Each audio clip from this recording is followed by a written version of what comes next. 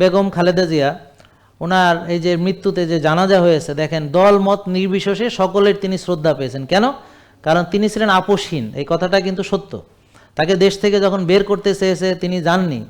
তারপর যখন তাকে মনে করেন এখানে সব কিছুর ভিতরে বলছে আমি দেশে মরবো, আমাকে মারে ফেললে দেশে মারা যাবে, ব্যাপারটা বুঝতে পারছেন? তা আছে কিছু ব্যাপার, উনি আলেমদেরকে শ্রদ্ধা করেছেন, এই জন্য আলেমরা তাকে কাঁধে করে তা নিয়ে গেছেন। তা আপনাদের অনেক পছন্দের প্রিয় আলেমরা ওখানে গিয়েছেন সবাই, দলমত নির্বিশেষে। ওখানে কি কেউ বিএনপির লোক গেছে নাকি সবাই গেছে? কেন গেছে? কারণ উনি ওনাকে ওই স্থানে প্রতিষ্ঠিত করতে পেরেছেন। ধরেন একটা লোক যদি সে তার আদর্শকে ধারণ করে এবং সে যদি সেটার বাইরে না যায়, তাহলে তার শত্রুরাও তাকে শ্রদ্ধা করবে, যে তাকে তার শত্রুরাও শ্রদ্ধা করে। বুঝতে পারছেন?